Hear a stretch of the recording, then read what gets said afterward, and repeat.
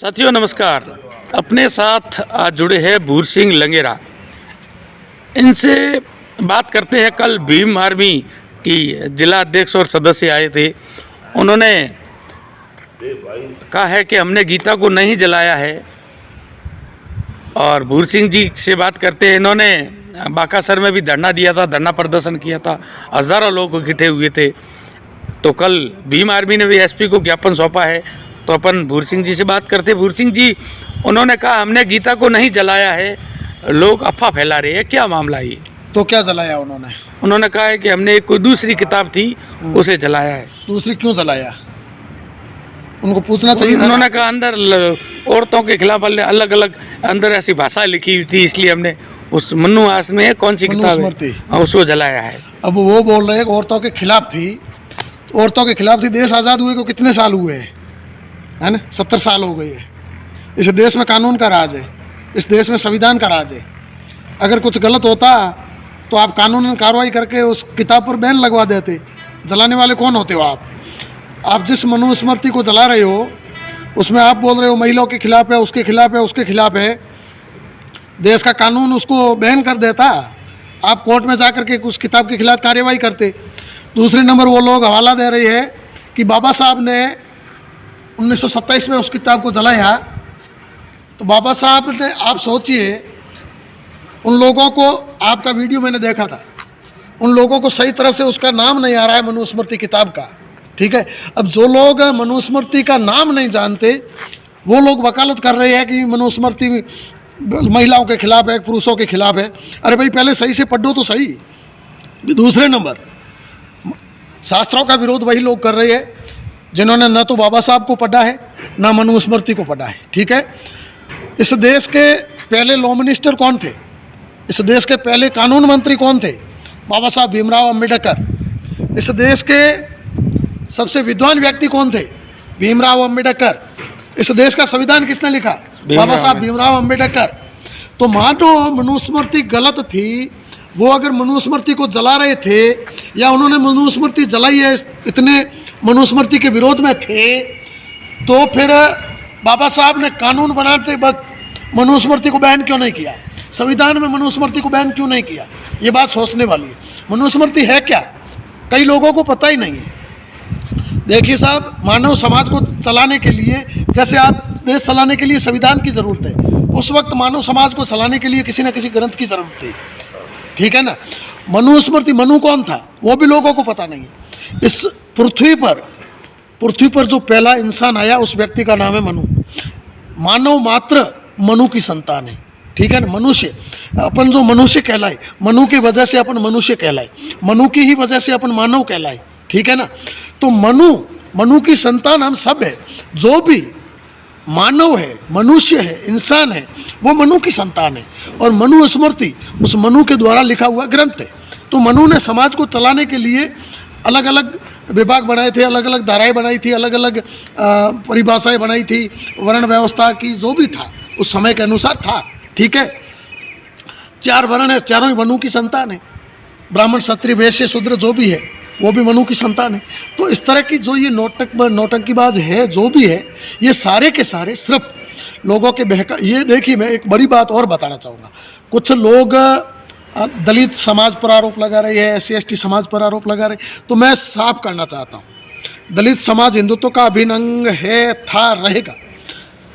हिंदुत्व जिंदा है तो दलित की वजह से।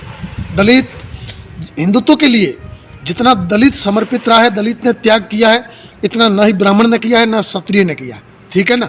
हिंदुत्व को बचाने के लिए सबसे बड़ा, अगर सबसे ज़्यादा किसी का योगदान है तो दलित समाज का है, SC ST समाज का है। तो ये जो भी धर्म ग्रंथ जलाने वाले, शास्त्र जलाने वाली ताकतें हैं, ये सारे के सारे राक्षस प्रवृत्ति के लोग हैं, असामाजिक तत्व है, अराजक तत्व है। ऐसे लोग, अब कुछ लोग हमसे कहते हैं कि भाई शास्त्र जलाने वाले हिंदू ही थे। अरे भाई, तो क्या हुआ? हिंदू घर में राक्षस पैदा नहीं होता क्या है? कृष्ण भगवान का विरोधी कौन था? कंस, उसका मामा था, राक्षस था, उसका वध करना पड़ा ना। रावण कौन था? हिंदू ही था, ब्राह्मण था, भगवान राम का दुश्मन था, राक्षस था, उसका विरोध वध हुआ ना। अपने राजस्थान में बाबा रामदेव जी का दुश्मन कौन था? राक्षस भैरव कौन था? वो हिंदू ही था ना, तो राक्षस था, उसका वध हुआ है। तो घर में भी तो राक्षस पैदा हो सकते हैं। तो ये जो भी शास्त्रों को जलाने का काम कर रहे हैं, जो भी ये देवी देवताओं को गाली बोल रहे हैं, तस्वीरें जला रहे हैं, ये सारे राक्षस प्रवृत्ति के लोग हैं, राक्षस है, ठीक है ना। और इन लोगों को कानूनी सज़ा देना बहुत ज़रूरी है। ऐसी ताकतों, देखिए हम लोग इन ताकतों को, हम क्या करते हैं, हमारा सनातन धर्म बहुत ही उदारवादी धर्म है। हम लोग, हमारे अंदर सहनशीलता बहुत बड़ी मात्रा में है। हम बड़े बड़े गुनाहों को सहन कर देते हैं, लेकिन हम ये नहीं सोचते कि छोटा सा घाव अगर हम समय पर ठीक नहीं करेंगे तो ये कैंसर का रूप लेगा, ठीक है ना। अब घर में अपना बच्चा अगर कोई छोटी गलती करता है तो उसको अपन समय रहते नहीं समझाते हैं, तो धीरे धीरे वो बहुत बड़ा डॉन बन जाता है, चोर बन जाता है, डाकू बन जाता है, फिर बाद में अपन को उसका भुगतान करना पड़ता है। ठीक इसी तरह जब भी इस तरह के असामाजिक तत्वों ने विदेशी फंडिंग के सहारे, विदेशी विधर्मी ताकतों के बहकावे में आकर के पहली बार इस तरह का कृत्य किया, धर्म ग्रंथ जलाए या फिर तस्वीरों को ठुकराया, जो कुछ भी किया, उसी वक्त हिंदू समाज के मोजीज लोग अगर आगे आकर के इनको कड़ी सज़ा दिलवा देते तो ये लोग आगे नहीं बढ़ते, ठीक है ना। लेकिन हिंदू समाज के लोगों ने कहा कि अपना ही बच्चा है, छोड़ो, गलती कर दी, आगे नहीं करेगा। इस उदारवादिता के कारण इनकी संख्या, ये कीड़े पनपते गए, एक ने दूसरे को बहकाया, दूसरे ने तीसरे को बहकाया, धीरे धीरे धीरे ये आगे आए। अब ये धर्म शास्त्र जला रहे हैं। कुछ लोग बोल रहे हैं कि ये काफ़ी समय से जलाते आ रहे हैं, कभी कोई कार्यवाही नहीं हुई। अरे भाई, काफ़ी समय से जलाते आ रहे हैं, पहले कोई कार्यवाही नहीं हुई तो इसका मतलब ये थोड़ा ही हुआ कि तुम गलती करते रहोगे, है ना। नहीं की कार्रवाई, अब करेंगे। और मैं तो एक ही चीज़ बोलता हूँ, जो लोग ये हवाला दे रहे हैं कि पहले से जलाते आ रहे हैं, अरे भाई मनुस्मृति इतनी गलत है, इतनी खराब है, तो आप कोर्ट में जाकर के बैन करवा दीजिए ना। इस देश में 70 साल तक सरकार भी उनकी पक्ष की रही है ना, हिंदू विरोधी सरकार रही है, ठीक है। तो उस वक्त आप बैन करवा देते, क्यों बैन नहीं करी? वो गलत थी तो। मनुस्मृति कोई गलत नहीं है। जिसकी आस्था है, इस देश का संविधान, देश का कानून हर व्यक्ति को अपनी आस्था का सम्मान करता है। आपने पढ़ी है इसको, मनुस्मृति को? मैंने मनुस्मृति भी पढ़ी है, मैं संविधान भी पढ़ता हूँ, मैं मद्भागवत गीता भी पढ़ता हूँ, मैं चाणक्य नीति भी पढ़ता हूँ, मैं पूरी पढ़ता हूँ। उस समय के अनुसार मनुस्मृति में लिखा हुआ है अधिकारों के प्रति, महिला का क्या अधिकार होना चाहिए, पुरुष का क्या अधिकार होना चाहिए, ये बातें लिखी हुई है। उस समय के अनुसार आवश्यकता होगी उस वक्त। हम और आप तो आज पैदा हुए हैं, अब हज़ारों वर्ष पहले क्या था वो आपको हमको तो पता नहीं है। आरक्षण की आवश्यकता जैसे पड़ी आज ज़रूरत थी समाज को, तो आरक्षण बढ़ाया है ना। तो ठीक इसी प्रकार उस वक्त भी जो व्यवस्थाएं थी, जो ज़रूरतें थी, उस आधार पर लिखी गई है, ठीक है।